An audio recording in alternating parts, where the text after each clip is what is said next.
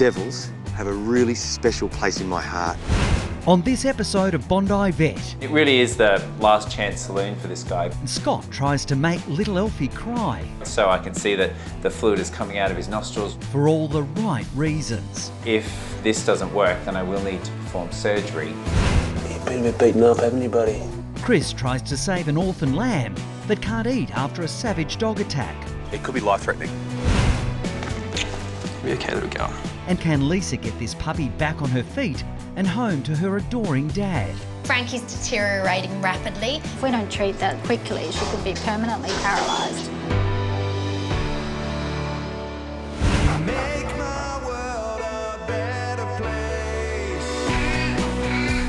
Come on, there's your girl.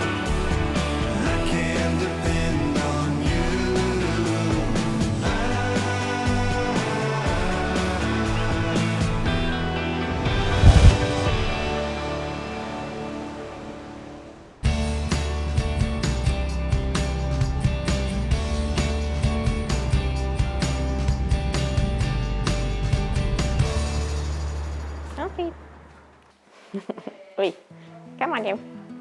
Michelle has brought her playful Cocker Spaniel, Alfie, to Scott's Isleworth practice. Alfie. And it looks like the energetic 14-month-old is happy to be visiting the doctor. He actually enjoys coming to the vets, which is not like most animals. So yeah, maybe he brings up these tricks so he can come back all the time. Alfie. Oh, you know your name. New to owning a pet, Michelle has been surprised at how quickly Alfie found a way into her heart. I got Alfie almost 1 year ago now, so he was a lockdown puppy. I've never owned a dog before. You do form such a close attachment to them. Like, he's been fantastic for me with all the lockdown restrictions and not being able to see friends and family. We've bonded really closely and he's a really great companion. I can't imagine life without him now. Hi there, Michelle. Hi, Alfie. Hello, happy boy. How are you? How are you? Are you okay?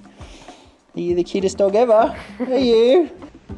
So nice to be welcomed in a Practice when they want to actually see you. Normally they run the other way. He loves coming in here. Like, every time I walk past, he's pulling to come in. Oh, that's nice. That's nice. I wish all patients were like Alfie. He comes into the practice, I'm not his vet, I'm just his mate. How's those eyes?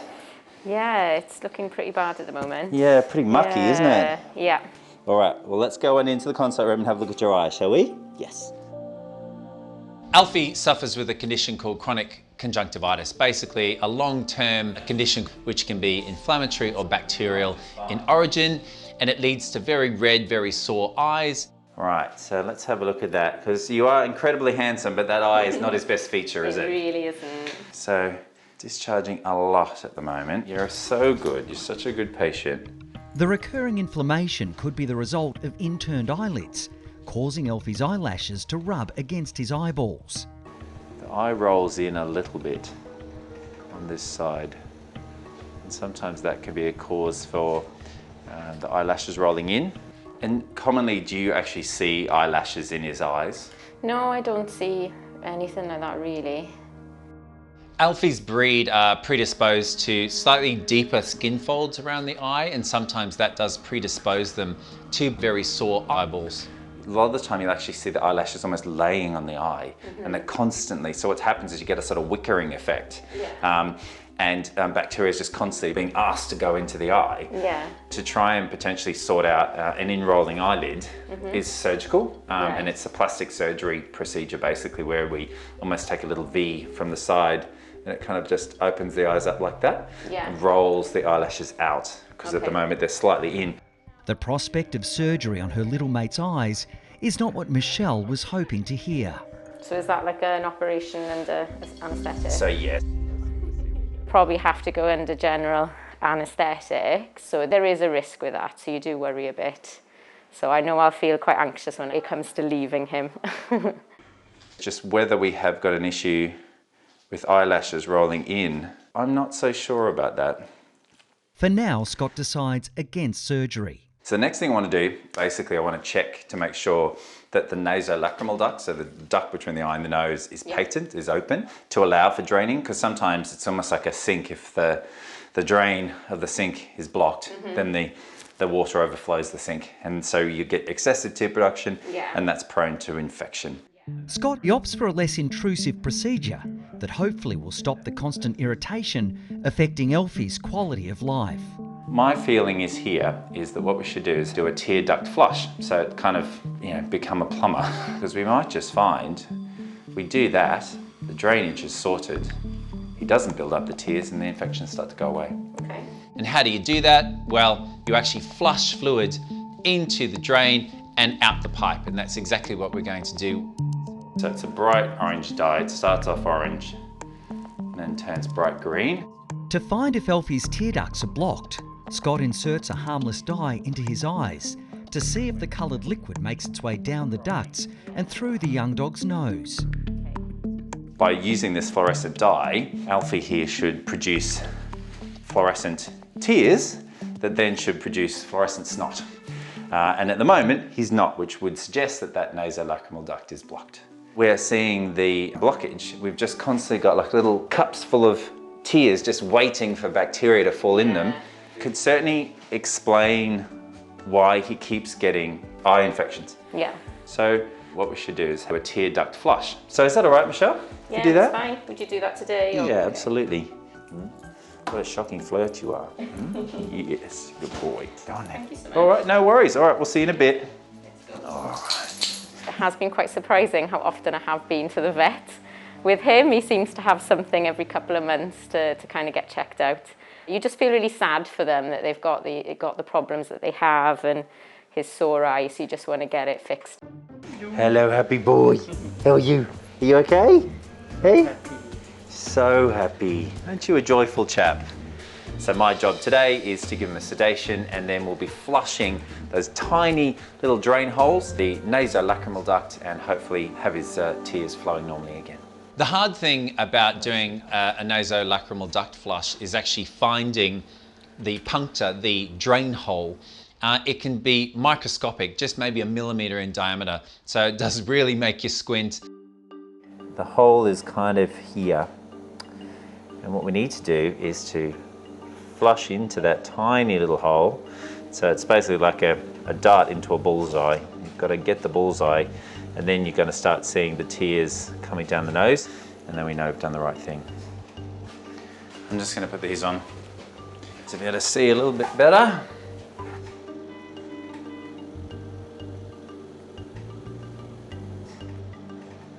So what I've done is just put some of the dye back in his eye to see that we're going to get fluorescent boogers, basically.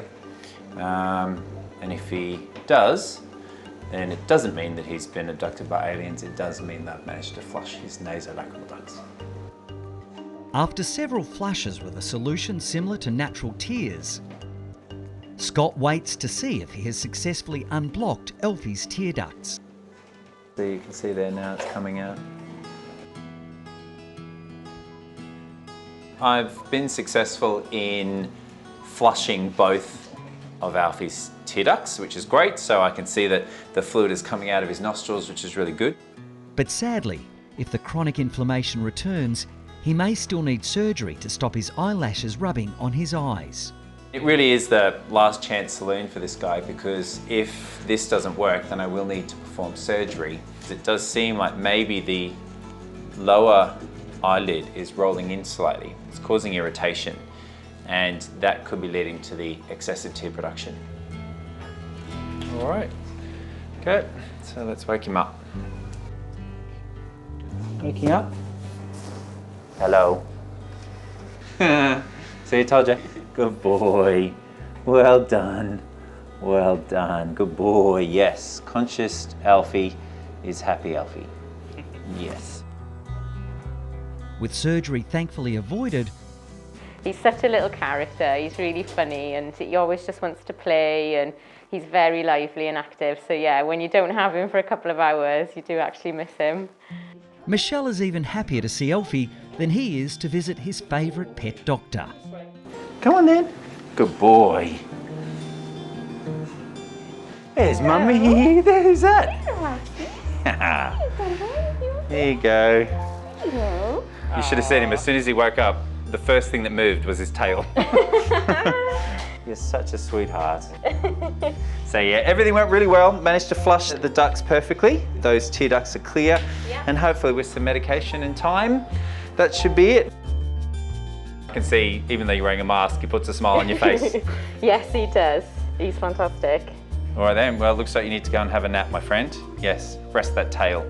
All right then, Michelle. Thank you so much. You're very welcome. Good to see you. Good to see him. All right. Brilliant. Thanks very much. Take care. Bye. Bye.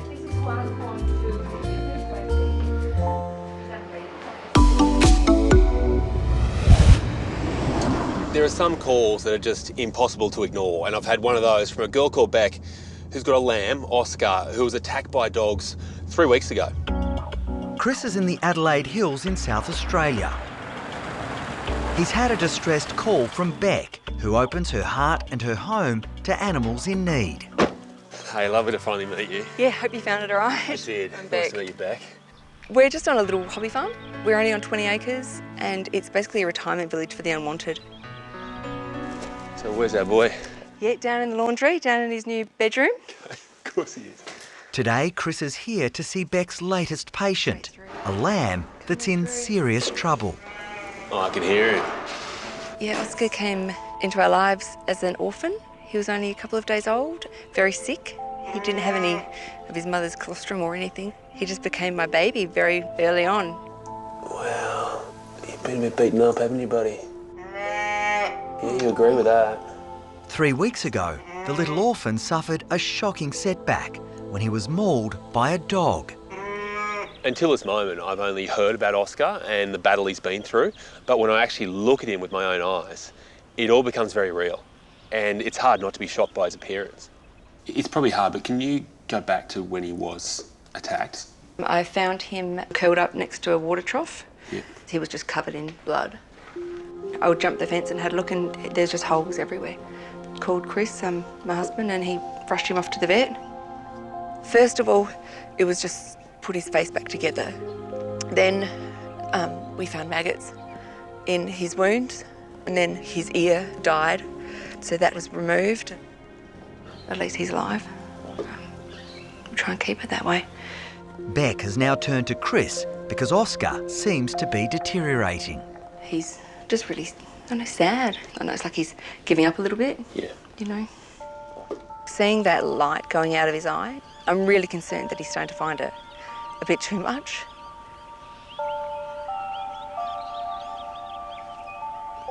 Sorry.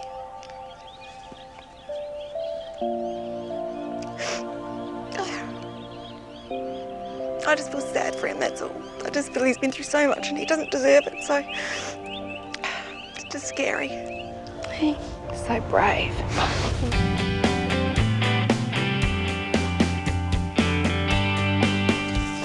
So why don't we start at the front? That seems like the logical Do you want me to hold his go. face up for you? Yeah, let's do that. So you can see that open wound there is trying to heal. It's doing its best, but as it does, that scab is actually tightening the skin and pulling this lip right down, which means he's kind of left with that rather surprised look on his face. 99% of people have said, why haven't you shot him? Straight out. And that it would be kinder on him if I did that. I just can't. He's a member of the family and you don't just do that. He didn't ask for this. This is going to cause him some problems. Just this lip not really meeting the other lip like it should. Yeah. It's going to make eating very hard. It's also going to make drinking nearly impossible because he just can't get that suction and that closure there. Yeah. That's issue number one. We'll move along and obviously got some fairly big wounds along here. Yes. As I'm working my way around the side of Oscar's face, I can't help but notice these wounds of his, they're still weeping. It's been 3 weeks since he was attacked. I'd expect they should be healed by now. You know, you go around to this side of the body and all of a sudden you look at this area where the ear used to be and it's still a big open wound. The obvious conclusion to draw from these wounds is the fact they're not healing because there's still bacteria present here and infection is still taking hold of Oscar. For him to heal, he needs to be getting plenty of nutrition in to fuel that whole healing process and to help his immune system and to help that rebuilding that his body needs. So if he's not eating much and if he's not getting that in, then we're starting to build a picture of why he's not healing like he should and why he's not recovering like he should either. Yep. Let's have a look here. Now, I don't know if you can see that, but he's got a problem with his jaw somewhere because that's not really sitting the way it should. Okay. As I work my way back, I'm really feeling that jawbone to feel for any irregularities. On the left side, I can get right to the back and Oscar doesn't seem to mind it. Along the right side, it's okay at the front, but when I get to the back, it's a different story. Sorry, little man. And you can see it really doubles him over when I touch there. Now, that is the part of his jaw that he relies on to chew grass, because that's where his big molar teeth sit. Yeah. And a fractured jaw is really the only thing that would explain why he's unable to eat, Yep. why he's unable to chew, and why he just continues to lose weight. Wow. Can you fix broken jaws? Now, there might just be a way to allow Oscar to eat where he doesn't have to chew. And there might also be a way that we can stop this jaw from moving and give it a chance to actually start to mend itself. Okay. I'm scared. What are you going to say? I have no idea. Just give me a moment and I might be able to round up a few things that could just help him. That'd be awesome. 2 weeks later, Chris is making a return visit to the Adelaide Hills to see a very special patient. It's been a few weeks since I first treated Oscar the lamb for the injuries he picked up after being viciously attacked by a pack of dogs. Now, from all reports, he has been gaining some strength, but Beck, his owner, is still concerned about something, and that's why I'm heading there now. So where is he? He's just in here, he's in a little cubby house. He's locked away from predators in here. Oh, I can hear it. Hello, Oscar. I think Chris is going to be really surprised when he sees Oscar again. Hello, buddy. Been wondering how you're going. He's got his condition back, he's got that sparkle in his eye, he's that sassy little boy again. Wow. He's put on some weight. He has. Yeah, we could feel the bones underneath him before. He's obviously been shorn since, but yes. Just across this back line here, he's actually carrying some fat, which he never had before. The biggest test as to how well Oscar's progressed has to be from how his jaw feels. Let's have a little look. Okay. Undo your Velcro there. Get the muzzle off. Okay, so obviously he had that fracture just at the base of his mandible here. Yes. And I remember when I touched there, he really buckled over and almost fell down on the spot. He did. So we don't see that same reaction now, which is great. Fantastic. It's still too soon for the bone to be healed properly. Okay. So what it says is that we're on the right track. There are some really positive signs here, and it's clear that Oscar has progressed, but at the same time, it has not been a complete recovery. All right. He looks great, but you're still concerned about something, right? Yeah, his lip is worse as he's healing. It seems to be pulling down more. As soon as the muzzle's off, it's just gaping. Yeah, so he's kind of got that consistently grim look on his face, as in... Yes, you can see all his bottom teeth. You can see right into his mouth, and it's gaping more and more every day. He can't drink properly. He can't eat properly. It's affecting his quality of life. Whilst those scabs there shrinking down is a good thing here, unfortunately, under here when it's happened, with those wounds there and across his chin there, when that's happened and the skin's shrunken and tightened up, it's pulled that lip down. Yeah. An exposed lip like this is really going to be a magnet for flies that want to come in and lay their eggs there. Once they do that, maggots will develop, and then Oscar's lip could become fly-blown. From there, it could be life-threatening. Just going to have a play around his mouth and just see what we need to do. I really hope Chris can do something with Oscar today. I don't have very high hopes because it's pretty bad. Mind you though, Chris has pulled something out the hat last time, so nothing would surprise me. We want to get those lips actually coming back together. Yeah. But there's a bit of tension there when I do push up. It feels like it's a real effort to get that skin to actually meet up with the top lip. Yeah. So we kind of need to do two things. We need to relieve that tension from that scar, but also we need to stretch this lip back up and put it into its proper place. Okay. Quite seriously, Beck, what he needs is a facelift. Wow. And if it's all right with you, I would like to do it now. Let's go. Yeah? Yeah, definitely. So Oscar, one more little procedure. You got it in you? Yeah? Okay. What we do need is kind of a makeshift surgical table. I was wondering about that. Yeah. Would you have something like a picnic rug that we can just put over this straw here? I do. Yeah? Yeah. That'd be great. And maybe a bowl of water as well. I can do that. All right. All right. Thank you. This is going to be a facelift with serious medical benefits for Oscar, but it's not going to be straightforward. We've got to fight against all that scar tissue that's pulling that lip downwards. This good enough? Perfect. Once I get in there, I've got to loosen that up and push that lip upwards.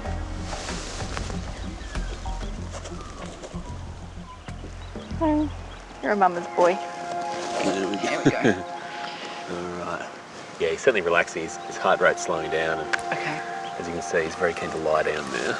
Considering everything that Oscar's been through already, the last thing I want him to experience today is pain. That's why I'm giving him a sedation, plus some local anaesthetic injected around our surgical site. How you doing, buddy? So I'm just going to clean up the area where we're going to make these incisions, and then we'll get started. Even though I'm operating in a paddock, the same rules as a normal surgical theatre apply. I have to make sure this surgery is as sterile as possible. Okay, perfect. Righto, we'll make our first cut. Okay.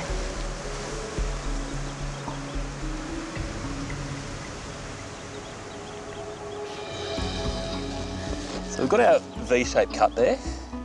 Now, I'm just going to go underneath that incision and work my way underneath the skin just to try to free up some extra loose skin there. Okay. Problem goes, there's so much blood supply there from the healing that okay. that's why it's going to bleed a lot more than it probably normally would. Yep. As I push those scissors underneath the scar, it's clear this is where our problem lies. It's almost impossible for me to drive those scissors through the scar tissue and free up this space. It's really quite tough in there. I can feel it. Yeah, so that's what we're really battling against. So what we need to do now is just stitch this space back together. Yep. Oh my good. Excellent, all right.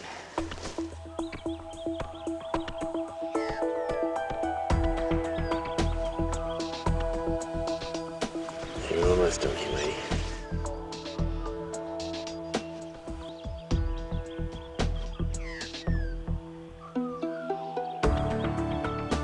All right, well, the last stitch done. Wow. Looking handsome? You're looking pretty good, Oscar, I gotta say. Oscar looks like his old self. Even though he has one ear, he looks almost as good as new. There's no reason that he now can't live a normal life. Finally. Oscar, almost ready to stand up? Yeah? You ready? You up? Up again. There you go. You drink already. We'll test it out. Where are you going? After all the setbacks in Oscar's life, it finally feels like he's back on track. And you get the clear impression he does not want to waste a moment more. Why wait to get on with the rest of your life, huh? This is the Oscar that I know. He's back. It's amazing, it's fantastic. Thank you.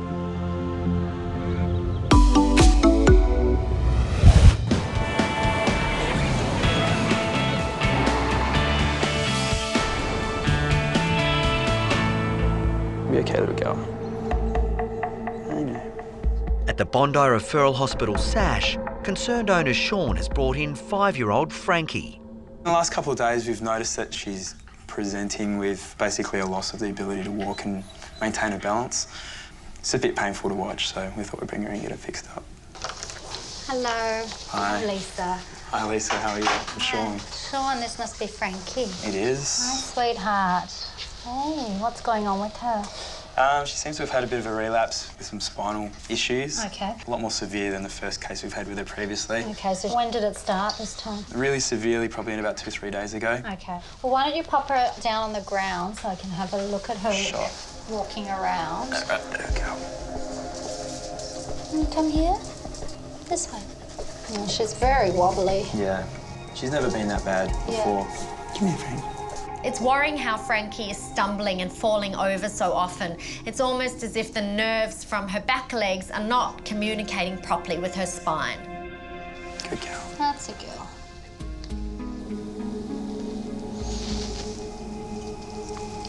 She feels her toes very well, which is a good sign. But she's certainly falling all over the place and something's not working.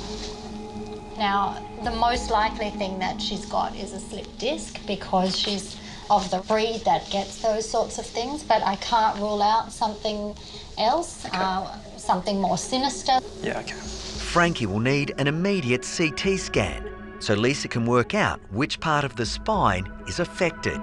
You're going to give Dad a little cuddle? Too stressed to give me a cuddle. You'll be okay, little girl. You'll be okay. Because Frankie's signs have progressed so rapidly already, my concern is that she's going to deteriorate. If we don't treat her and act quickly, this dog may never walk again. Hey, Frankie. Come on, darling. Good girl. All right, this is Frankie. Hello, Frankie. Lisa has called on the expertise of specialist surgeon Sue Kwan. She's had spinal problems in the past and she's wobbly, she falls over. Okay. Okay. We'll do a scan. Perfect.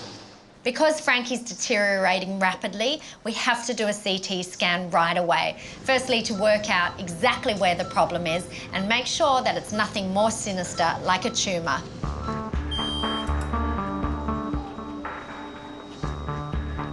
Oops, there we go. There it is.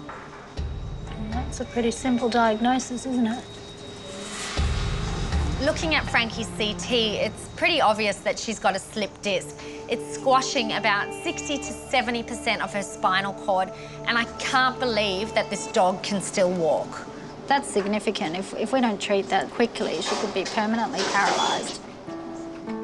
Frankie's devoted owner Sean has already given the go-ahead for immediate surgery. She's a massive part of our lives, so as soon as something was wrong with her, we didn't really hesitate. It was just get something done to help her. Let's go. Hey, let's get you fixed up. Things are happening now. We're going to get you into theatre, get this all sorted out. Unfortunately, Frankie is prone to an early degeneration of her discs.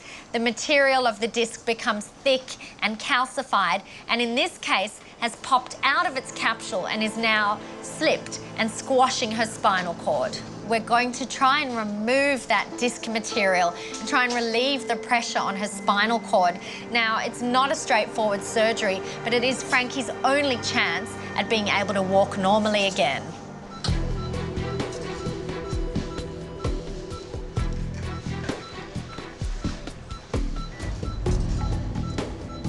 All right. Incision. It's always a little nerve-wracking watching a spinal surgery from outside because I know how small the area is that they're working in, and one wrong move could be catastrophic. Just dissecting the muscle of the vertebra. There we go. There's the view. So, 13, 12, 11. Count 3 times, cut once. Do not want to cut at the wrong spot. 1.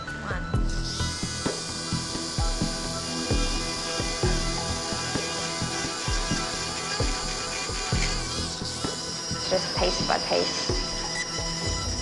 Sue has to be really careful here because if she drills too far, she could drill right into the spinal cord, permanently paralysing Frankie. Whoa, look at that. Got whole chunks of this material. Now to the delicate task of carefully scooping out the disc material that's squashing Frankie's spinal cord and causing her so much distress. All right, that's pretty good. sitting better now. There's no way this dog could not feel better after this. So it's gone really well, all things considered. We removed a large amount of disc material. Spinal cord appears decompressed.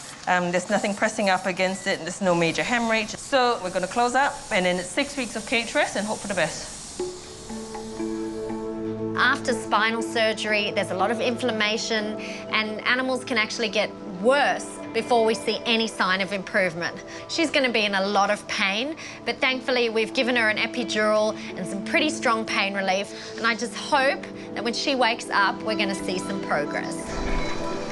Good, Frankie. Good girl. Hello. Sweetheart. Hi. Hey, you're a good girl. How you doing? How you going? Hey? Frankie has now woken up after the marathon surgery earlier today on her back. Girl, you feel better? You're talking a lot. Hey, I've got a visitor for you. Hey, wanna come see who's here? Owner Sean is desperate to see how his precious little girl is recovering. Hey, you want to see Dad? Come on. Hi. Hey. Look who's here. Hey, little girl. Hey. Hello. I'm just a bit sleepy on her pain relief. You're talking to Daddy. Hey, what you saying? Oh. Don't usually hear those sorts of noises, do we? Hey? It's only been 12 hours and Frankie is already up and about after major spinal surgery. It always amazes me how resilient animals like this are. She wants to get better and she's going to do everything she can to do just that. So this is a padded sling.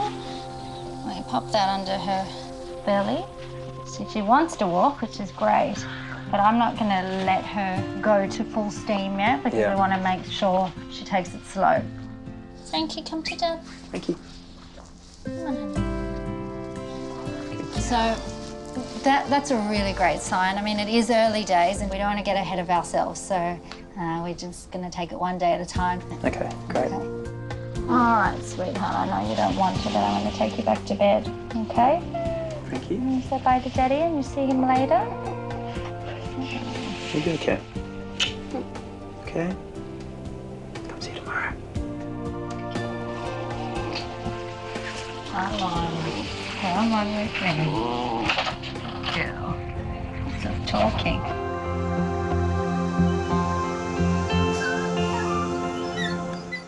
Hi! It's your big day. Hello. Oh my goodness. Look at you. Hey, look at you.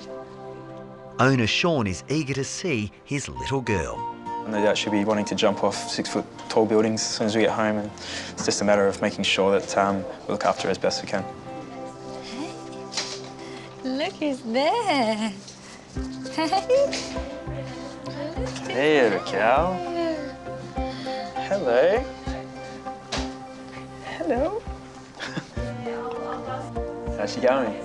Looks pretty good, doesn't she? Yeah. You got to see her walk. Yeah, she's got her spirit back. Yeah. Hey. That's for sure. Hey. Frankie, let's show Dad what you can do. You ready? Slowly. Slowly, slowly. Slowly, slowly. Frankie. Frankie's just as pumped as what she usually is when she sees us. The tail's going a million miles an hour. She looked great. She's really good. Ready to go home, Frank? Yeah? I reckon the tail says yes. So she talks with the tail, that's for sure.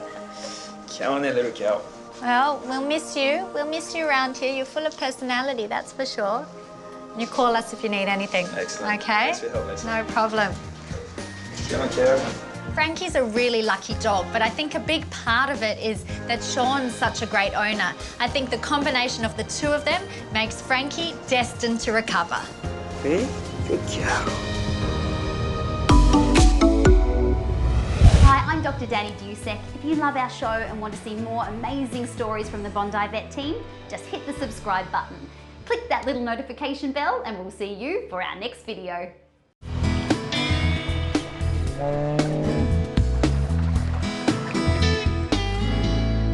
G'day Dino. How are you? Good mate, how are you? I'm Trip. Good to see you.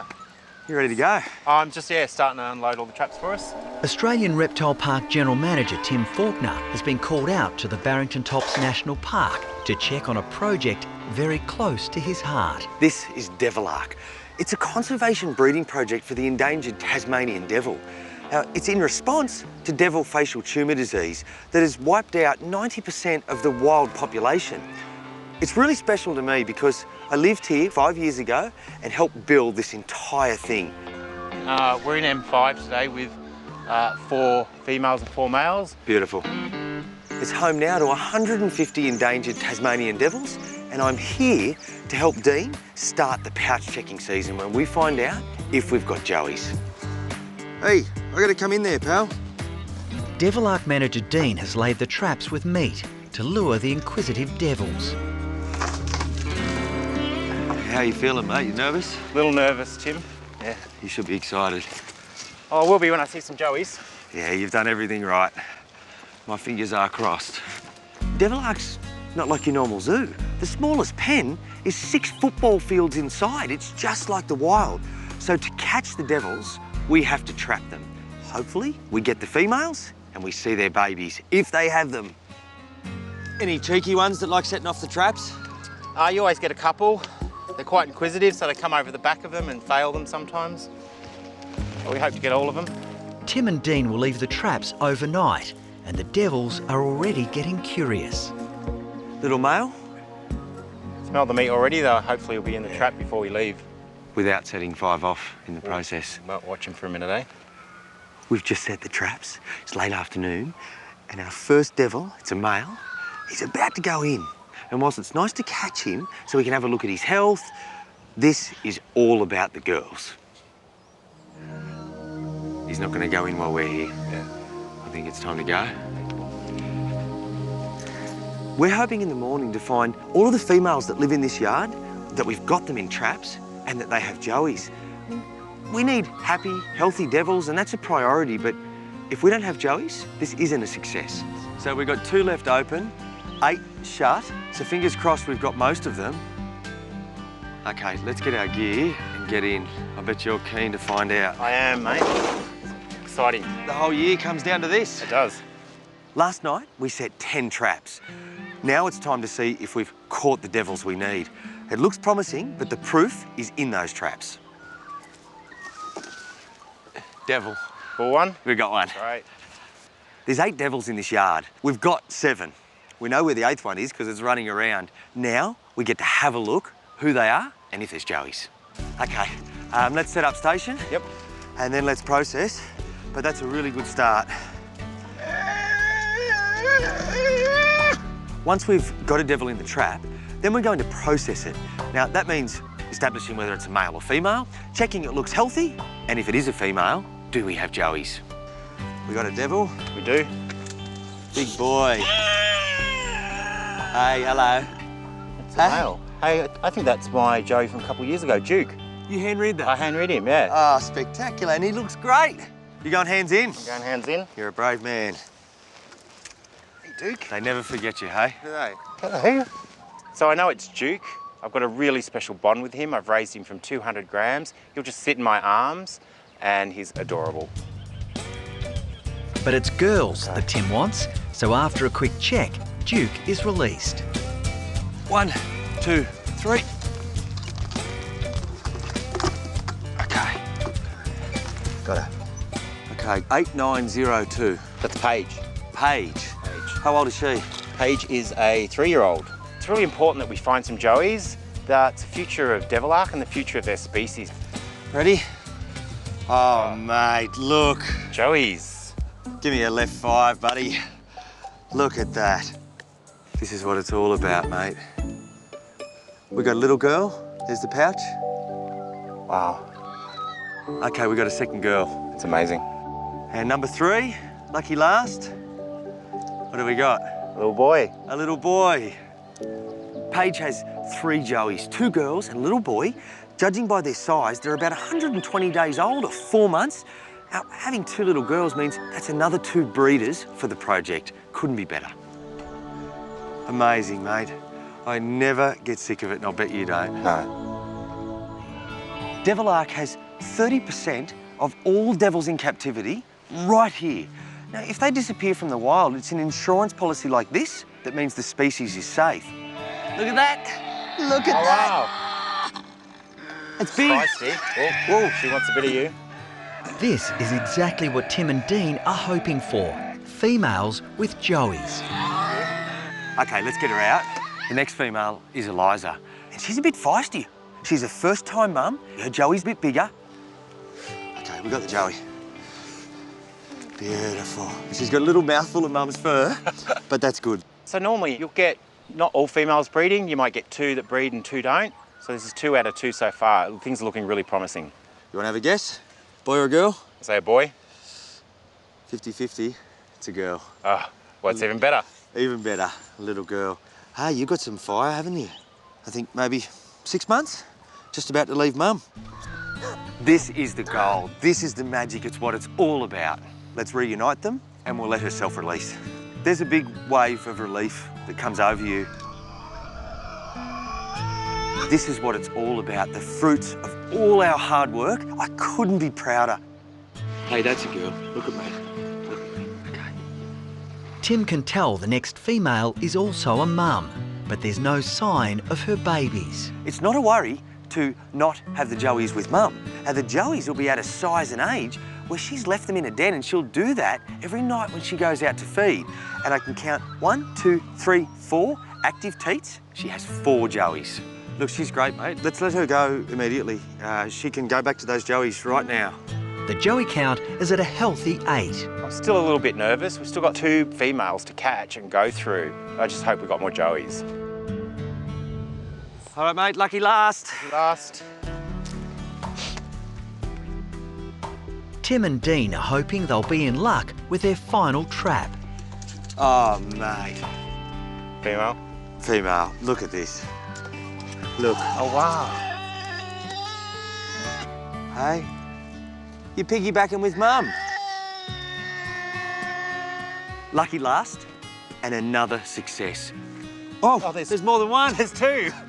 I went in I thought there was only 1. I went down to grab one and another pops up. Look at them and look at me. I couldn't be prouder. Perfect health.